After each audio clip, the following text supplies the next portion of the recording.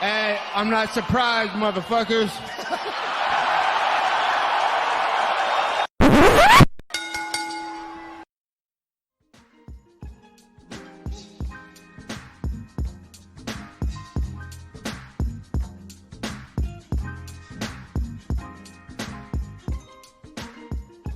What's up, guys? This is the Courtside Soundoff podcast today. A lot to talk about this week. UFC, the NBA protests, boxing. Before I want to get into that, I want to talk about our amazing sponsor, Rogue Energy. This episode of the Courtside Soundoff podcast is brought to you by Rogue Energy. Rogue Energy was founded in January 2017 to be the best gaming drink in the world. They've developed a premium stack in the form of a delicious energy and focus drink. It is designed to replace unhealthy canned energy drinks, coffee, and even traditional pre-workouts. Rogue Energy is sugar-free and is loaded with vitamins, antioxidants, and nootropics. They designed Rogue Energy for the emerging professional and competitive gaming market, and it continues to have fantastic carryover and success with students, athletes, entrepreneurs, and anyone looking to optimize their mental and physical performance. If you want 10% off your order, use the code SOUNDOFF at checkout. That's code SOUNDOFF at checkout for 10% off all your energy needs. Big fan of Rogue Energy. Had some earlier today. Tastes amazing. Helped me get through the workday. Angel, I know that you're also a big fan of Rogue Energy. Helps you get through your day and in your life, for sure. I am wired right now. Absolutely wired. And last Saturday night, the UFC world was wired, as in the main event of UFC Vegas 7, I believe. Frankie Edgar picking up his first win at bantamweight, albeit controversially, against Pedro Munoz. A back-and-forth war, 5 rounds of nonstop action. Very rarely do we have fights like this, and we can get into who we thought we won in a second, but regardless, I was really impressed with both Munoz and Edgar, but more specifically Edgar, because Pedro Munoz, I knew, was a top 5 guy at bantamweight. Frankie Edgar has not had a really good performance in like 3 years. I mean, he beat Cub Swanson in the last 3 years, but that was very much a fight where both guys looked gun shy and not a whole lot happened. I mean, I think Frankie won with like 40 strikes landed, something ridiculous. Not a whole lot happened in that one. And Pedro Munoz has been straight up murking dudes. I mean, he had one loss to Aljamain Sterling, but that's about it. And losing to Aljamain Sterling is that's no problem at all. And instead, just came out there and they slugged it out for 5 rounds. And I thought it was an incredible fight of the night for sure. But it does come with a little bit of controversy. Pedro Munoz thought he won.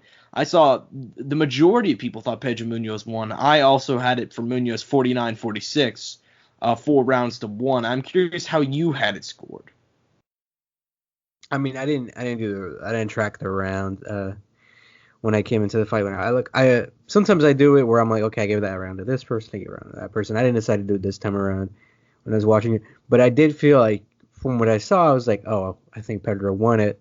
But something I thought was like, I feel like they're not going to give it to him for some reason, and as I thought, they gave it to Frankie.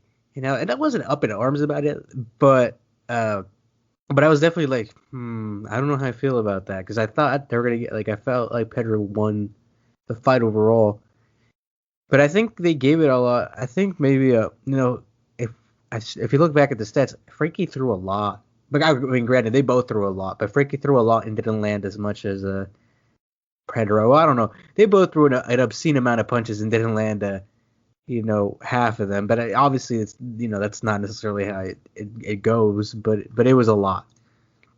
Yeah, it was 3. I just looked at it again. It's 363 strikes from Frankie thrown to Pedro's 350 strikes thrown and 166 landed on his end to Frankie's 135 landed on his end. Yeah, and let's be clear about something as well. Something that was a controversy after is generally how judges scored the leg kicks, because Frankie in the 5th round was a one-legged fighter. I mean, I think he got dropped with a kick at one point, and he was hobbling all over the place, and it felt like that didn't really get scored. I mean, a lot of Pedro's strikes up top he was outnumbered in terms of strikes up top by Frankie, but he was landing the leg kicks. He was landing the hardest shots, I personally thought, and it was very close, and he was also pushing the fight. Frankie was on the outside of the cage the entire time, and generally that's the smallest thing in scoring criteria, but whenever it comes to a fight like this where it's extremely, extremely close and both guys are throwing a lot, they're both landing a lot, something like that I would think would come into play. And it's also worth noting that the one judge who did give it to Munoz had same scorecard as me, 49-46. Regardless, though, how impressed were you by Frankie Edgar in his performance? Because we both were kind of on the same page. We both picked against him, but also that we were both kind of concerned about him going in. I mean, he looked great for what it was worth. I mean, he won the fight. Whether or not we disagree with it or not, at the end of the day, those three judges, they gave it to him, and it was a close. I don't know.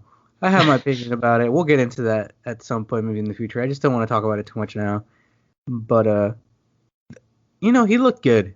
All respect, all love. He looked good. I was worried for him going into the fight because I'm like, oh, if he gets knocked out or, it's a really bad performance, it's gonna be a really bad look. And then also, as a fighter, that really breaks your spirit.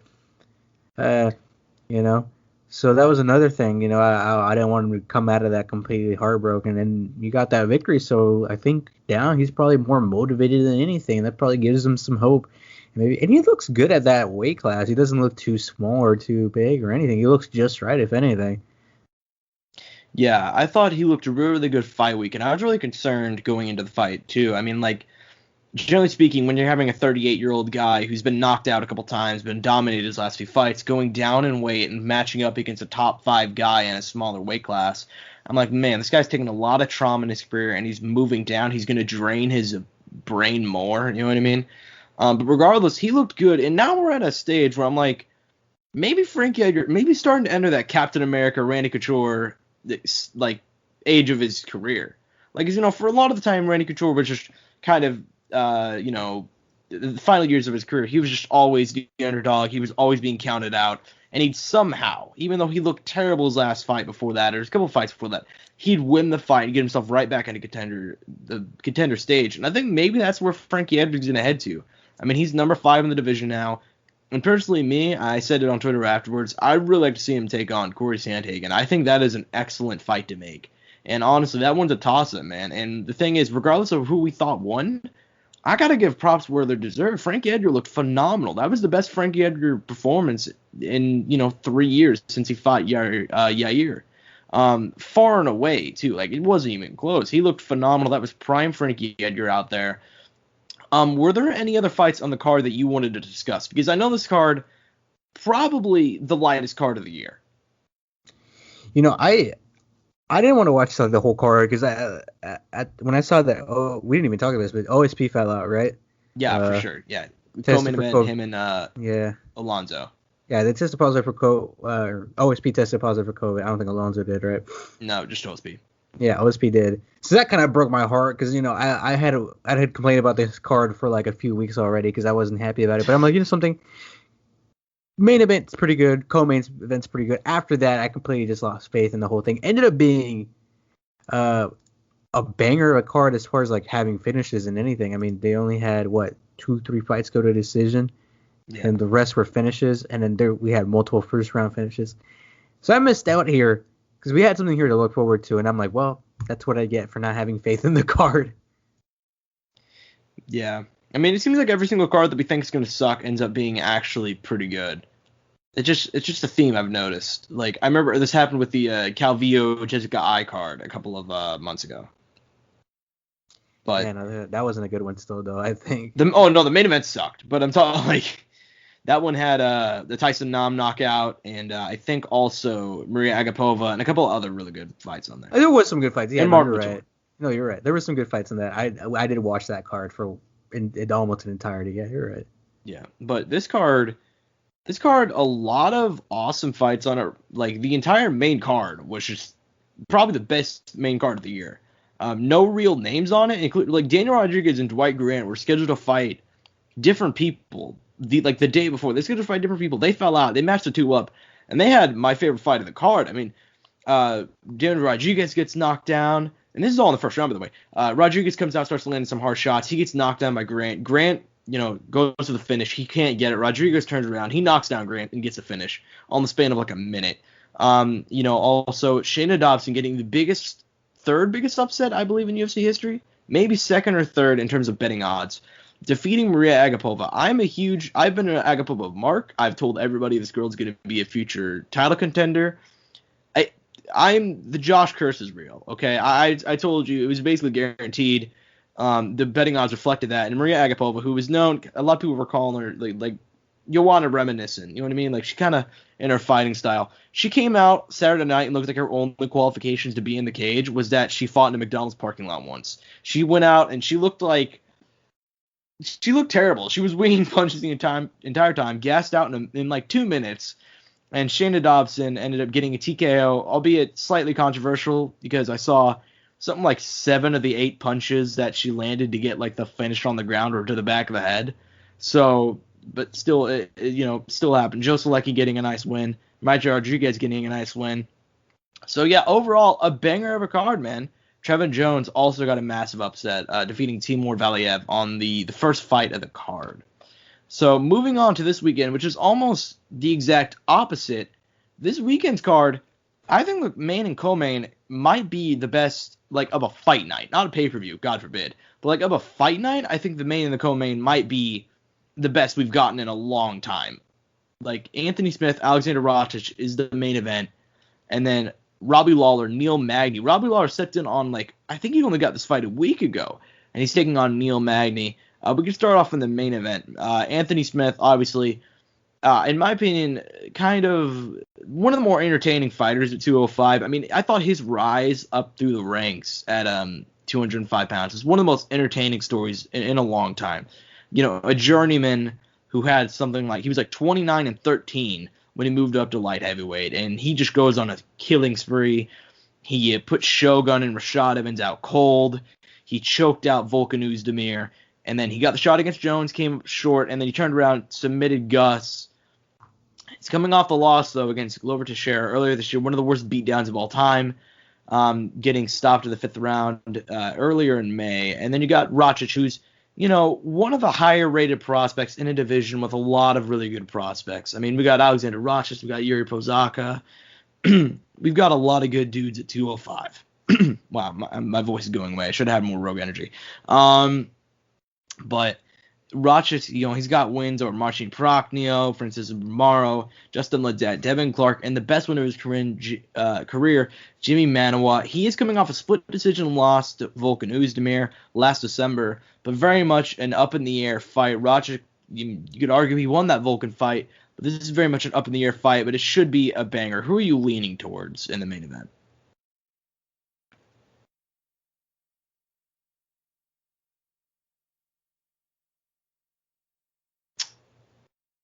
God damn it.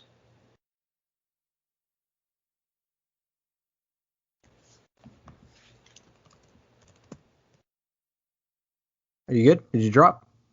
No, I was asking, did you hear what I said before that? Yeah, no, I got you. All right, who were you leaning towards in the main event?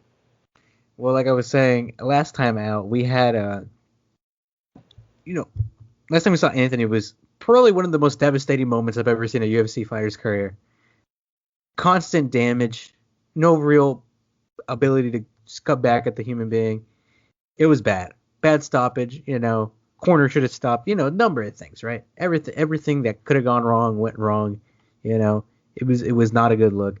It was worrisome, but granted, Glover's killing it, so maybe it was a one-off thing, and Anthony will rally back. Before that, Anthony had been beat Gus, and it was like, oh dang, this is, he fought John, gave John a pretty good fight. Could have taken a win from John if he really wanted to, but and then followed that up by beating Gus, who had been probably the hardest fight for Jones for a while, for a long time, and sends Gus into retirement.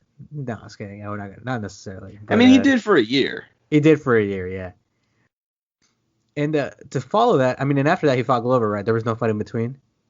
Yeah, no fight in between. So we got like the complete opposite end of the spectrum following that, but I don't know if that was a one-off with Glover, versus Anthony, or maybe there was something there, or stylistically the matchup did just not work out. I was really thrown off. I didn't expect that at the time. So I'm curious to see how he kind of rallies back from that adversity in this following fight. And then same here with Rakic. Before that, we saw him in Russia flatline Jimmy Manuwa. Granted, at this point in Jimmy Manuwa's career, it's not the most unexpected thing. Aw. I know. It's sad. I love man. Jimmy Manuwa will forever be one of my favorite fighters that never won a title. Straight up, one punch, bruv. You know what I mean? And then and then we have him he lost his last fight against Volkan, but we saw Volkan fight this year, first time ever in Volkan's career, got KO'd by Yuri. Granted, 3 years resume, it's not a surprise. There's just as far as kind of where they're both at in their career, I don't know what to expect. I know I need to pick someone, and I will here.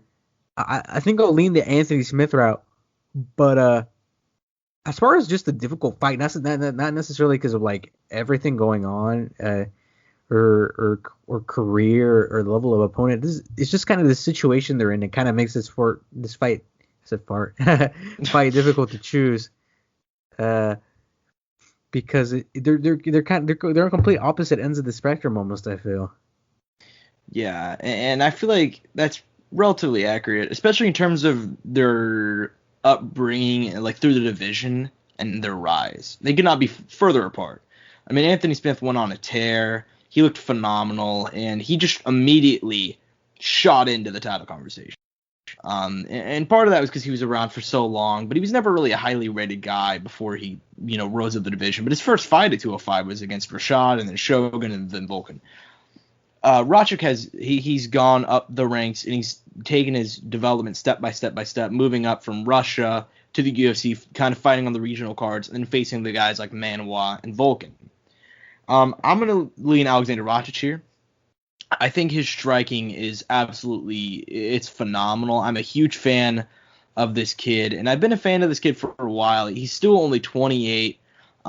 He's relatively young. He's only had 2 losses in his career, and one of those was one you can argue he should have won.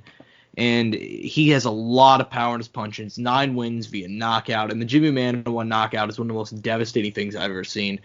I thought he should have beat Oezdemir. I'm going to go him over Anthony Smith, and I feel like part of that also is that Anthony Smith only 4 months ago had the worst ass kicking I've ever seen. And in terms of UFC fights, it was one of the most devastating fights I've ever seen. That's not exaggeration. That's not me trying to be mean. That's just the way it was. It was disgusting. He lost teeth. He broke multiple things in his face. I have no idea how he's back already, to be completely honest with you. So for me, I just don't see how he could come back from that so quickly and face a guy like Alexander Rachik and just immediately rebound. I just don't see it happening.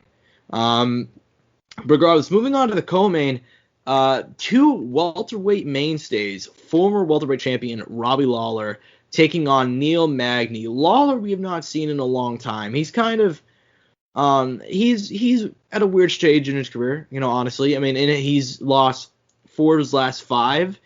But you have to look within those fights. I mean, he's only fought 5 times in the last 4 years.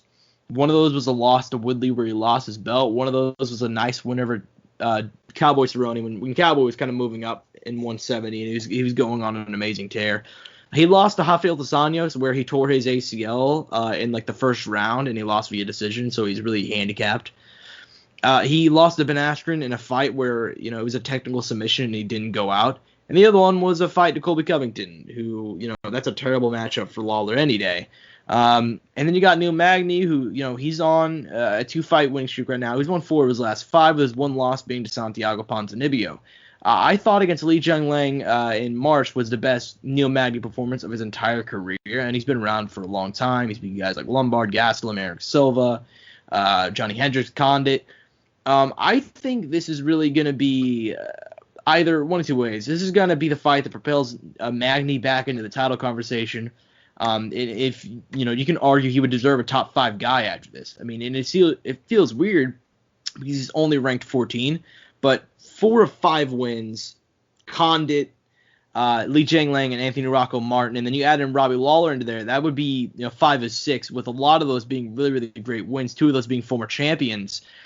But also, if Lawler wins here, he puts himself right back into that conversation as well, and he's also a very big name. He's a very big draw.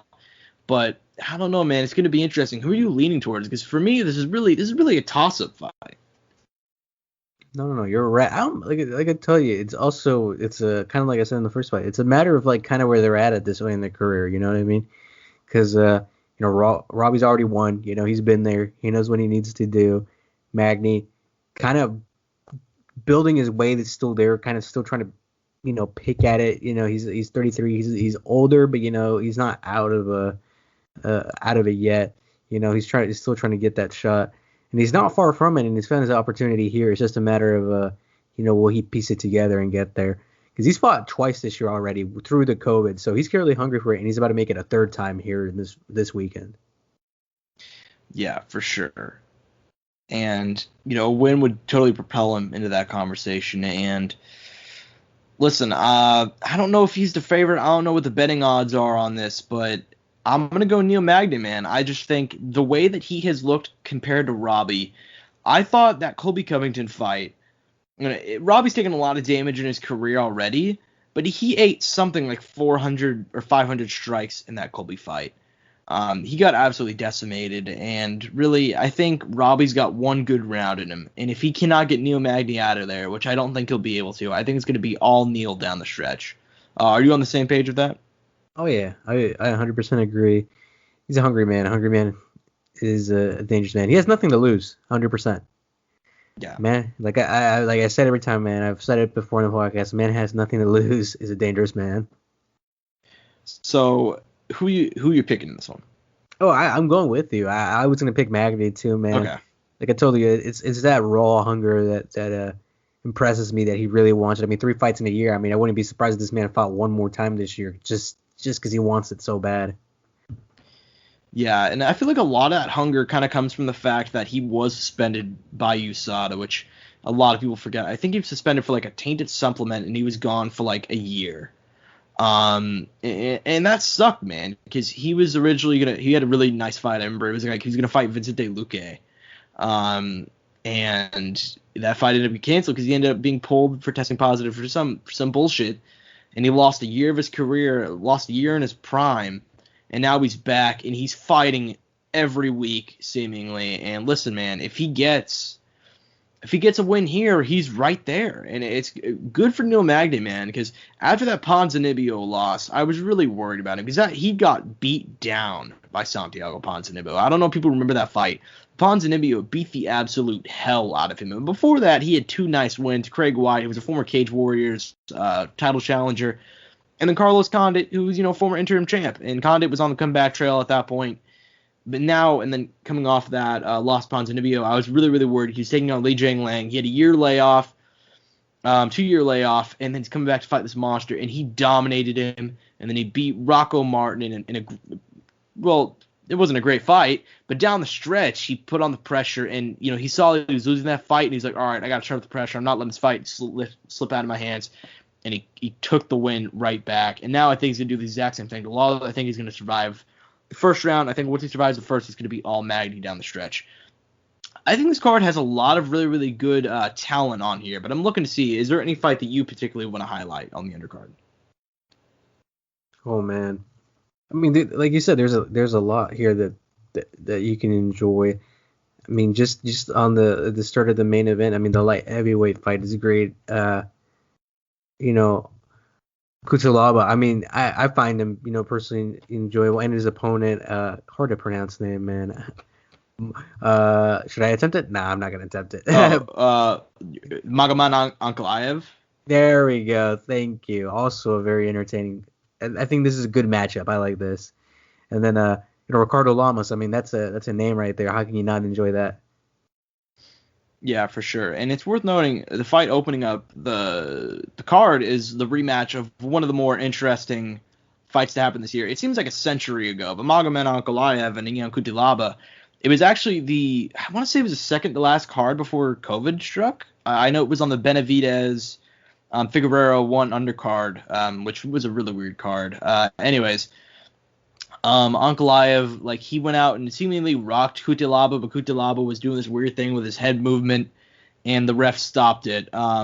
So it was really, really strange. But at the end of the day, Magomed got the win. It wasn't overturned. So another good rematch because that fight was really, really weird. I think these two dudes, two of the brighter prospects. This is what I was saying earlier about how light heavyweight has so many awesome prospects. Ian Cutelaba been around for a long time at this point. He seems like he's a known commodity. But at the same point, just when you think he's out, man, just when you think, oh, man, he lost to Glover, he got dominated. Oh, man, he lost to – actually, his only losses actually have aged pretty well. He lost to Misha Serkinov whenever Serkinov was on the rise. He lost to Cannonier before Cannonier was really that great at middleweight. And then he lost to Glover when everybody thought Glover was washed. And then he lost to Ankalaev. But he also was wins over Clue. Roundtree, Gazemiriad, Antogolov, Henrique de Silva, Jonathan Wilson, a couple other dudes. Also, he's still only 26.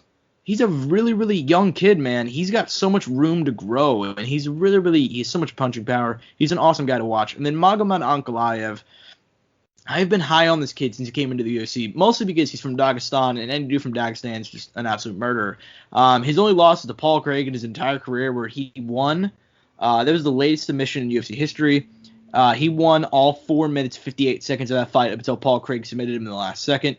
Since then, he's knocked out Marcin Prachnio, defeated Clison Alabreo, knocked out Dacha Lagabia, and then knocked out, well, he didn't knock him out, but it was TKO over Ian Cutelaba, still only 28. Like you mentioned, Ricardo Lamas, he's back after a long layoff. He was really supposed to fight Ryan Hall, and that was my most anticipated fight on this card. But he's going to get a win over the incoming Bill Agegeo. And I don't know a whole lot about him, but I do know that Lamas is also trying to rebound. He's lost 3 of his last 4, but really, really good competition. Other stuff on the card, Mallory Martin taking on Hannah Cyphers. That should be a fun fight. Not the highest skill over there, but it should be really, really fun. Alex Caceres is back, taking on UFC newcomer Austin Springer. And then Alexa Grasso is back. Alexa Grasso is somebody who I've been keeping an eye on for a while. Still only 27. She's improved every fight, I've noticed. She's one of the few fighters that, like, it's happening fight to fight, and you see that she's improving leaps and bounds. I thought she beat Carla Esparza. She beat Carolina Kovacic. Before that, lost to Tatiana Suarez, beat Randa Marcos. She's still 11-3, still in her 20s, so she's got a lot of room to grow. So we'll see what happens from here. She's taking on Ji Yeon Kim at women's flyweight. But that's it for UFC this week.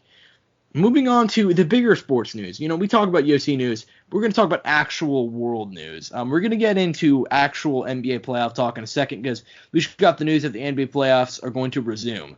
Why are they resuming, you might ask, if you haven't checked the news in the last, 24 hours? Well, seemingly on Wednesday, the Orlando Magic and the Milwaukee Bucks were set to play at noon. And it's worth noting that, Sunday, there's been widespread protests because Sunday there was a black man by the name of Jacob Blake who was walking to his car after apparently, I believe the story was breaking up a fight between some, women or, his neighbors or something. And he was walking back to his car where his 3 kids were inside, and he was shot 8 times in the back by Wisconsin PD. As a result, there's been a lot of protests since then. There's been counter-protests. I believe, was it last night or 2 nights before? A 17-year-old traveled across borders. He traveled a couple states away to go counter-protest, and he ended up shooting through people. I'm not going to get into the political stuff. I'm not going to get into that aspect because, that's a whole can of worms. What we will talk about is the NBA, just your reaction, man, because Wednesday – Magic Bucks playing. Bucks don't come out. Magic and the officials were on the court, which I felt really, really bad because nobody let the Magic in. There was about to be a league-wide protest. Nobody told the poor Orlando Magic. And this is a really big game, man. This is a closeout game. Bucks can potentially move on in the second round. They don't show up. And then that game goes by, and then the Thunder and Rockets, they don't show up. They're 2-2 right now. And the Lakers and Blazers, they don't show up. And then more baseball games. Dodgers game was canceled. Brewers game was canceled. WNBA games were also canceled. What was your reaction to the sports world kind of coming together, and specifically the NBA world, all deciding not to play and for their social justice, for the whole protest movement? No, I completely get it. It also gives powers to the players. I'll give that to them. Because that way I feel like maybe a lot of the time, maybe they felt like they don't have a lot of control over what's going on, or don't have anything, not really a say in the league, and it's all the league and not them, and now it's all them and not the league. It's them against the league, and it's not in a negative light against the league. It's more or less to be like, obviously speak out in a way that's passive and impacting. But at the same time, I feel like they also take away from their own platform, because they get the opportunity to play the game, and then every night, the winning team gets to get on that, gets that sideline interview, and say whatever they want, and no one's gonna stop them, and I feel like that's a very powerful moment for them right there, because they get to speak out and say anything they want at that moment to the hundreds and thousands of people who are watching their games at home, and impact them and tell them what's going on in the world, and they get to express that. And they're not getting the opportunity to say that because they're just deciding to play. But I completely understand where the guys are coming from. I mean, if they want to do that, that's great, that's beautiful. But at the same time, it stinks because we basketball's back, and at the end of the day, we love the game and want to continue to see the game play. And at the same time, I feel like they could play and send the message, and they were already kind of doing that with the jerseys and kind of small things like that. And then obviously all the guys, they're being very vocal about what they're doing. So I kind of wish they would have continued that. But at the end of the day, I mean, this is their decision, and there's absolutely nothing wrong with that. And if they're all with it, I'm sure not everybody agrees with it in the league, because some of them want to continue on and getting better. And I'm sure some of these guys who are on shorter contracts or got picked up just were kind of getting their time to show in the playoffs right now, are kind of a little bit down, because this is their way to show up right now and show what they're capable of and show off their talents, and they're not able to do that. And that kind of hinders that for them too. And also overall, I mean, just slowing down the league kind of stinks for a lot of people. I mean, we have people who work within the league who are trying to figure out how they're going to get ready for next season and all that. And I mean, we still have free agency, the draft, and I mean, at this point, the draft's going to be going on at the same time as the players playing, and that's going to be a little weird, and players get traded mid game. I mean, that's going to be weird, and we've had that happen, and it's just kind of an awkward situation. So it's just a number of factors, Yeah, for sure. And I'm kind of on the same. Now, let me be clear here. I have no problem with them using their platform to protest. I'm not going to be that dude. I think it's an amazing gift that we have, because generally speaking, this is North Korea. You're getting taken to the gulag, all right? If this is Russia with Putin, if this is China, you can't protest in the ways that you do in America. Generally speaking, now America also is coming under fire as a whole for certain protests. 'Cause some of them, it really depends on the city you're in. Some cities will let you entirely burn it to the ground if you want. Other ones, if you say something to a cop, they'll throw you to the ground and beat the shit out of you and arrest you. There's a massive issue with police. What would the word be? Like being on the same page. You know what I mean? And equality, and it's different cities, right? That's a whole thing. That's a whole other conversation for another day. I had no problem with them using the platform. I personally would not do it the way that they would do it. And they did make an impact in terms of the entire world was talking about them yesterday. The entire United States was talking about them yesterday. But at the same point, I think canceling the playoffs as a whole and not showing up would really lose the luster that they're looking for. Because generally speaking, let's say the NBA, and they're not going to do this now. The Lakers and the Clippers actually voted to not play the rest of the playoffs, which was interesting to me, because apparently Udonis Haslem in the meeting said if they're not, there was a players only meeting, and apparently Udonis Haslem, of all people, who I've never even heard his voice, and he's played in the NBA for 15 years. He said, like, listen, if the Lakers and Clippers aren't going to play, we're not going to have the rest of the year. And I'm like, he's right. Personally, I would do what somebody like Chris Paul is doing, because I know Chris Paul for the Oklahoma City Thunder, every single game, you guys can go back and watch the interviews. He's told people to sign up to vote. He's tried to bring justice to other issues, and because he's having a microphone in front of his face the entire day, he can say what he thinks.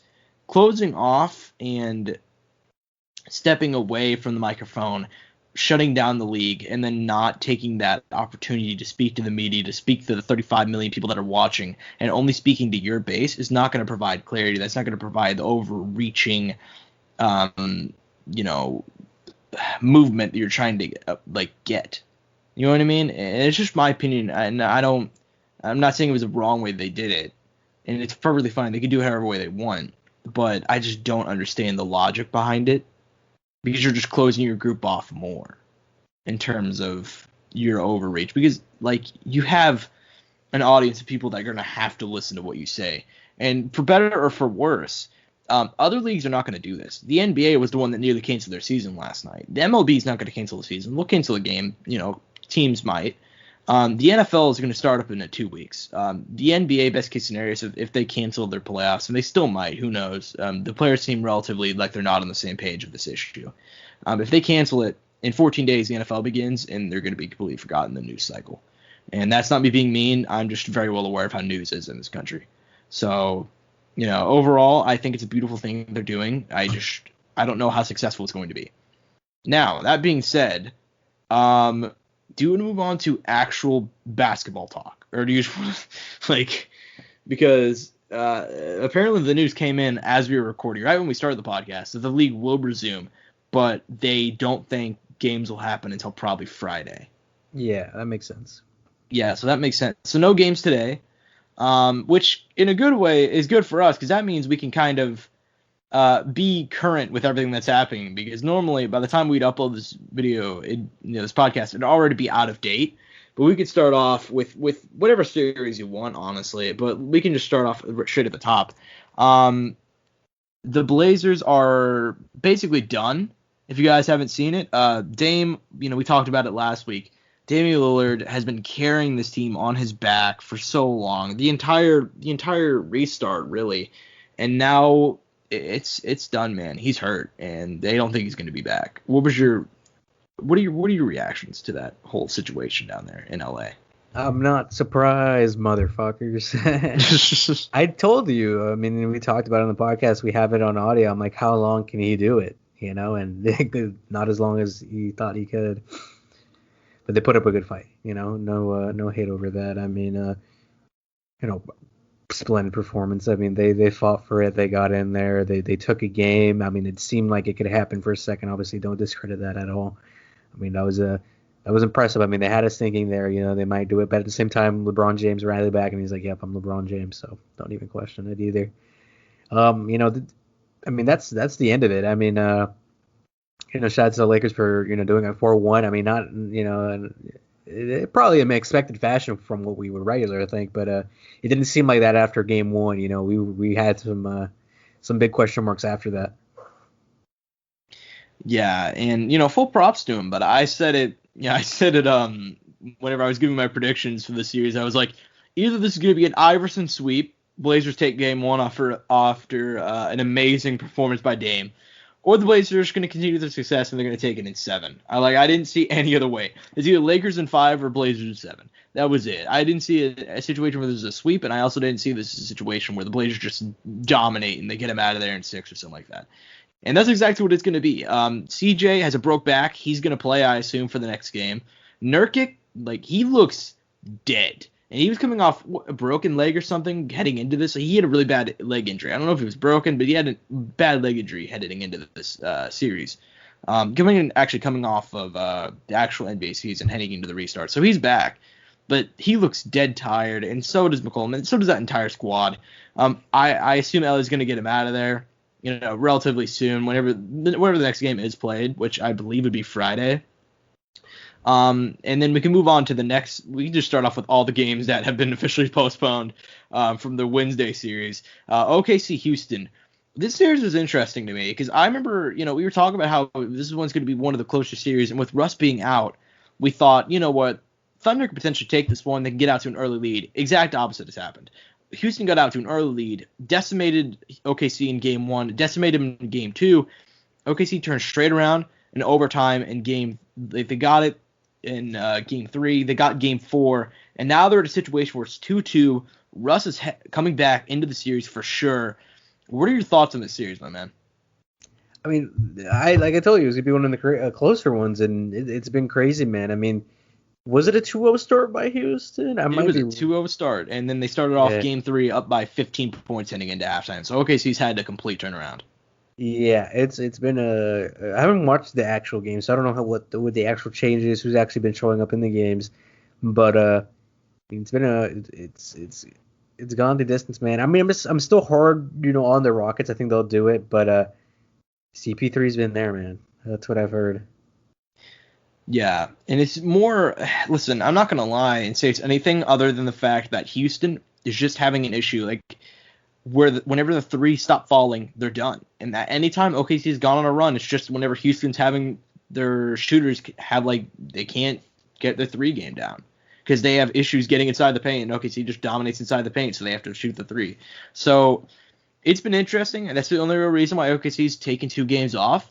If Russ comes back, and here's the interesting part: if Russ comes back and Russ looks rusty, they're gonna have a massive issue. I'm not sure how they're gonna take the series, in my opinion, because obviously they need the three to fall, and threes have not been falling. If Russ comes back and he's really really rusty, he's still not playing a whole lot. He's the guy who can get inside and get points inside the paint. If he can't do that, then Houston's going to be in trouble. Houston's going to have a problem. So that's an interesting series. I do believe Houston's still going to take it. I expect them to take it in 6 or 7, but now we're actually getting a series out of it, which is interesting.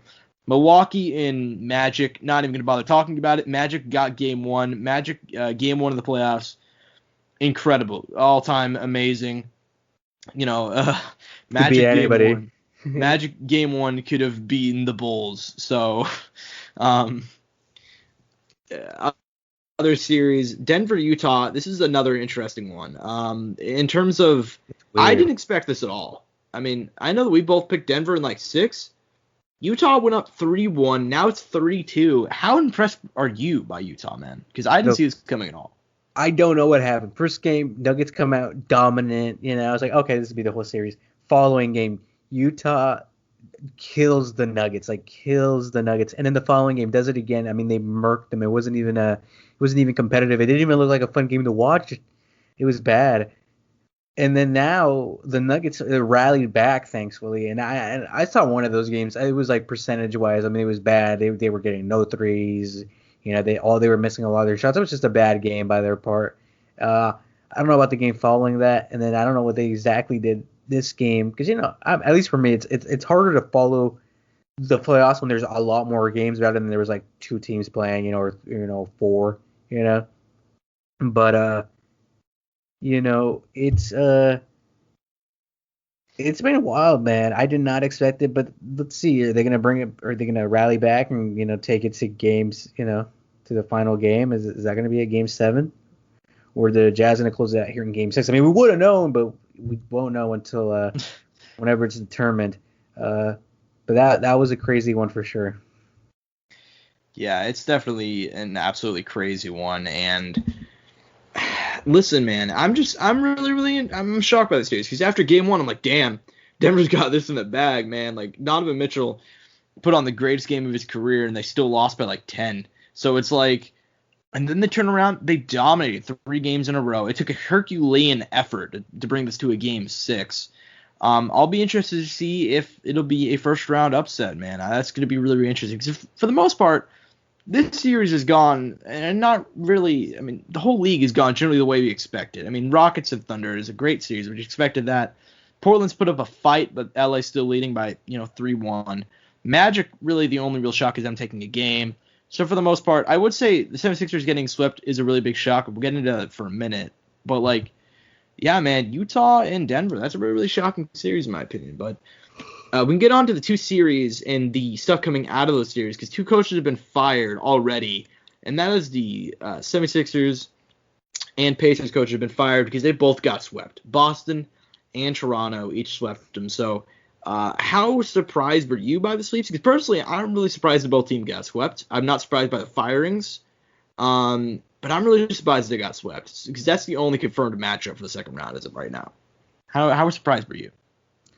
Look, as far as the Pacers, I mean, and the firing of their coach, I felt like that was a bit abrupt. I didn't think he deserved to be given the boot that quick. I mean, He's done a pretty good job with a young team that's still developing.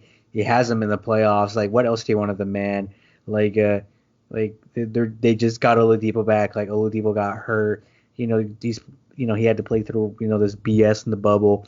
Like, and the team didn't seem to have like terrible games, and they beat the Heat outside of the bubble. I think, or within the bubble once, and they didn't do it in the playoffs. But they're playing against a good, well-rounded veteran team with young guys who've been there before, and these guys were just getting here. It seemed a little too quick for my liking. I thought that was the wrong move. I think the Pacers fucked up on that one. They had a good coach there. I don't know why they did that. What do you think about Philly firing Brett Brown? Brett Brown, I feel like that was I felt like that was a thing that was long coming though. Yeah. I felt like Philly wasn't happy with Brett Brown to begin with either. So I'm not surprised that they did that. And honestly, I mean, that team has a number of issues. I mean, their team is weird. They have really big guys. They crowd the paint. Embiid gets hurt every day. I might be healthier than Embiid, and if you look at me, you wouldn't think that. I mean, it's an insanity, man. You're ripped, Angel. Don't say that, man. I know, right? They can't see my six-pack through the screen. Yeah, I'm not surprised that Brett Brown got fired. I was a little bit surprised that the Pacers coach got fired, but at the same point, I kind of get it. Because I watched all those games, and there's no reason why they should have gotten swept. I thought they should have at least taken one game. Like that team, he has done a good job of developing, but I'd say it's more developing him past the point of being a playoff team. Because this is the second year in a row that they've gotten swept. And even Oladipo or no Oladipo, they're playing a Celtics team that wasn't that amazing last year either. And then this year, we're big believers in the Heat here. But at the same point, they still should have taken one game, man. It's really hard to get swept 2 years in a row and stay as a coach. I do think maybe it was a bit hesitant, but at the same point, I kind of get the reasoning. And then for Philly, that was a long time coming. I mean, that team is screwed. That team is in a terrible. If I were to make this comparison a lot with other sports teams, they are the NFL version of the LA Rams. They have no cap space. They have players with a lot of issues. Philly, they signed Al Horford and Tobias Harris to amazingly big contracts. Now they have a point guard and does he still play the point or does he play the forward? Anyways, Ben Simmons and Embiid both have massive injury issues. And each of them, even if they're not injured, they have issues on the court, whereas Embiid struggles sometimes and Simmons can't shoot to save his life sometimes. So it's just, they're both very inconsistent. So Philly, maybe Brett Brown was not the coach. I think they have too much talent to be swept. It's insane to me that they got swept, even with a Ben Simmons injury. They should have, they still should have taken that series 6 games. If the talent they had on that court, there's no way they should have gotten swept. So that's a long time coming. I completely understand that. But, we can move on to, in my opinion, the greatest series of the playoffs so far. And it's one that, thinking about it, gets me a little bit angry, but regardless, Luka Doncic and the Dallas Mavericks are having one of the most fun playoff series in a long time with the LA Clippers, man. Obviously, game one, super controversial. That was an extremely close game. Porzingis gets ejected. Dallas ends up losing that game. And then, they won the next game. LA took the next game. And now we're at 3. LA's leading 3-2. But it has been a Herculean effort by Luka Doncic to bring the series to 6 games already. Just how impressed were you by Luka Doncic? And also, how surprised have you been? And is it kind of a, thing for the future, how badly Paul George has been playing? Dude, I mean, look, credit where credit's due. At the end of the day, Paul George, has gone in put in some compromising situations on the defensive end in the last minute, getting the assignment, which makes sense. You have to be that guy who shows up at the end. But he's still putting up pretty good numbers. I still think he's doing pretty well, for what it's worth. It's just that he's definitely been on the laughing end of a lot of situations. And I mean, it's him. Obviously you can't blame anybody else, but man, it hasn't looked the best. And I do want to believe that Paul George is still a great player. It's just maybe things haven't been aligning for him. Yeah, I think he's still a great player, but man, especially the game, what was it? Game 4, I want to say, whenever Dallas tied up the series, was one of the worst performances I've seen in a long time. Not really in a long time, just since last time Paul George was in the playoffs, honestly. I mean, I watched him in OKC, and every single time he's in the playoffs, he really, really struggled almost every single game in the playoffs for OKC. And now he's struggling once again. Maybe it's just something where, like, when the lights are brightest, a lot of dudes have this. They struggle and they have a lot of anxiety, and it takes some time. But regardless, LA is still up 3-2, man. But I do think it's going to be something for the future because I don't think, Porzingis is hurt and Doncic is hurt. So I don't think Dallas is going to take it anything more than 6 games. It'll be interesting to see if they can. But I don't think they'll be able to. So no, definitely not. But yeah, man, I think that's. Is there anything else on the NBA you want to touch on before we move to boxing? No, I mean we'll leave it. It'll be a while before they get the semifinal games going, I imagine. So I don't think we need to talk about Celtics Raptors now. Yeah, I mean, best case scenario, I think we're gonna get games Friday or Saturday, and that's best case scenario. So. Okay. So we'll talk about this later on. We will talk about the NBA next week, but before we talk about boxing and some really big upsets over the last weekend, I want to talk to you guys about Fight Plus. Fight Plus provides a special selection of premium events for boxing, MMA, pro wrestling, and other combat sports. Watch free events for 25 promotions 30 days after airing. Fight Plus includes organizations like Brave FC, Unified MMA, UC MMA, CCW, BKB, FSW, BCB Boxing, Kunlun, and much, much more are available for your viewing pleasure. Cancel at any time. If you guys want a free Fight Plus 7-day trial, go through the links that are available on our YouTube, our website, and where you can find us. You can find the free trial, and you can enjoy 7 free days of fighting. If you don't cancel out of that, you will be charged. But if you guys want to enjoy the free fighting for 7 days, have at it, fellas. Last Saturday, evening for us, night in England, Alexander Povetkin getting one of the biggest upsets of the year and one of the biggest, comebacks in a long time, getting battered by Dillian White. Dillian White put him down twice in the 4th round. Povetkin comes back in the 5th, and with a uppercut from hell, he puts Dillian White out cold, winning the WBC interim heavyweight title. For me, listen, man, I know that I was I was pretty much entirely sure Dillian White was going to win. I know that I gave, pros and cons to each fighter. I tried to do that whenever fights happen, but I was entirely sure that Dillian White had this in the bag, especially considering Povetkin's last few performances. And you know what? For 4.5 rounds, I looked correct. So did you. Everybody thought Dillian White was going to come out, get the big win, get probably the biggest win of his career. And instead, Povetkin, the 41-year-old, actually, I think I attached. He's going to be 41 in 5 days. 41-year-old Alexander Povetkin.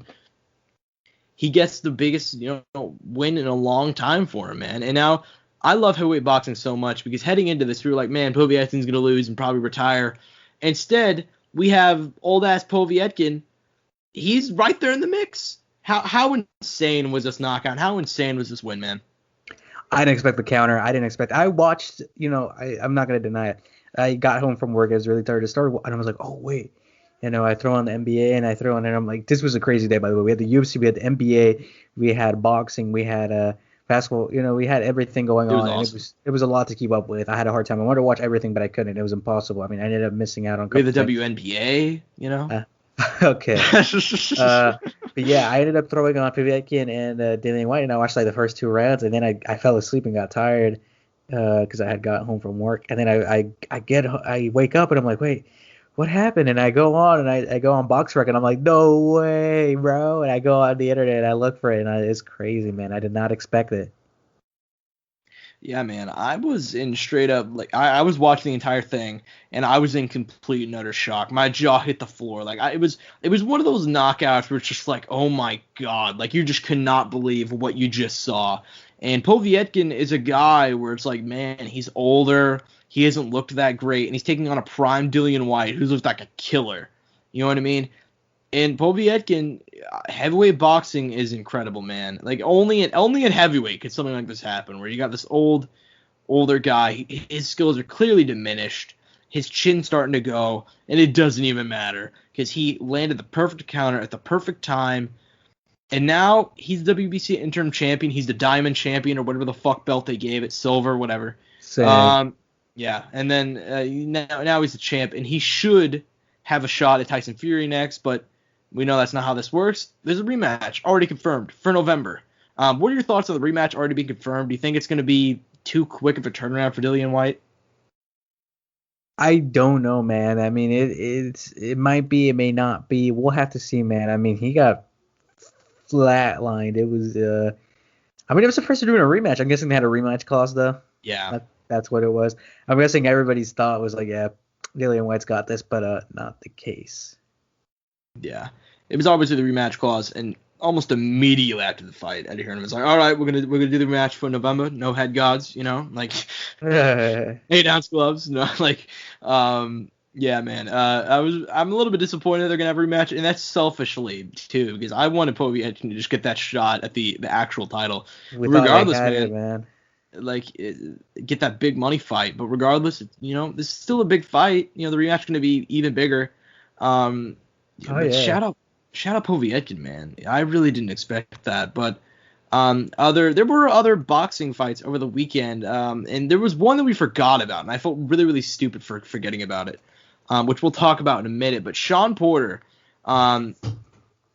really just putting an absolute beat down on Sebastian Formiella. He beat the absolute hell out of this kid. Now, full credit to him. You and I going in were like, this kid, he's a former, what was it, IBO champion. He was pretty young. He had a decent bit of experience. It was his first time fighting in America. And he got the absolute shit kicked out of him. But guess what? He kept on coming forward. But regardless, it was classic Sean Porter, man. How impressed were you by him and just getting a nice win after an absolute war last year? I mean, man, it was insane. I thought we were gonna see something special there, but it was not the case, man. I mean, at one point it was a 50 punch difference, then 100, and then by the final round, 150 punch difference. It was quite depressing, actually. But that just goes to show, man, absolute champ right there. That's why he gave Earl Spence the kind of fight he did, and we know Sean's hungry, and we know Sean wants it. So I don't think it'll be too long before we see Sean take another big fight, because Sebastian was a big fight, but even though he was former champ and everything, he wasn't the biggest name yet or anything special. And hopefully we see him fight someone in that top 5, top 10, hopefully, because we need to see him again, man, in there. It was too good of a performance not to see him soon. Yeah, and he puts himself right into that title conversation. So full credit to him. The other big fight over the weekend was one that we forgot about. And listen, Joe Smith Jr. has been one of my favorite light heavyweights for a while now. This dude is just an absolute savage. I mean, he's 30. He was a relatively unknown guy. I mean, heading into his fight against Andre Fonfara for the WBC international light heavyweight title. This was 40 years ago at this point.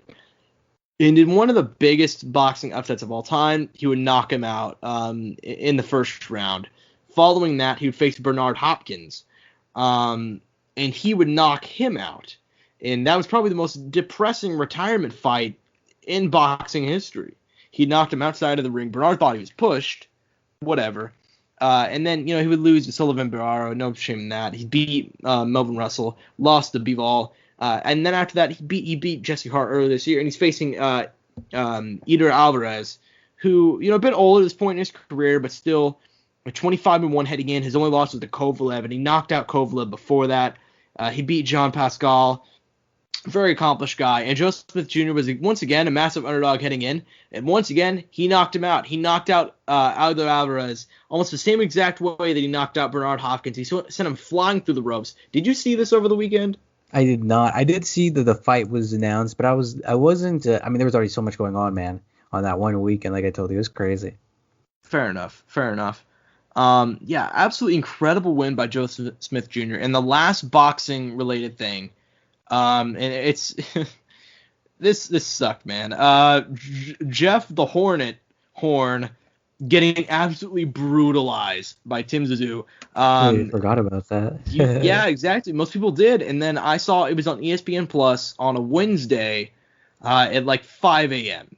And obviously Tim Zissou is the son of really amazing boxer whose names I completely forgot, Costa Zissou, who was accomplished guy, 31-2, all-time great.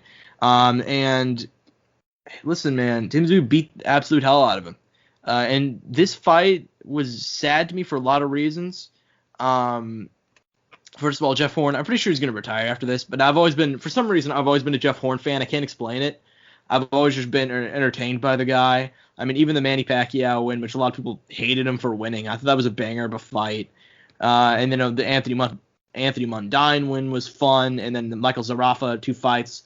The second one was both of them was absolute bangers, especially the second, though. And he was turning around after beating him and taking on Tim Tszyu. This is a pay-per-view in Australia. There was an actual crowd, and I got to be honest, the saddest part was seeing an entire crowd without masks. It was an entirely packed arena because I believe Australia has no cases right now.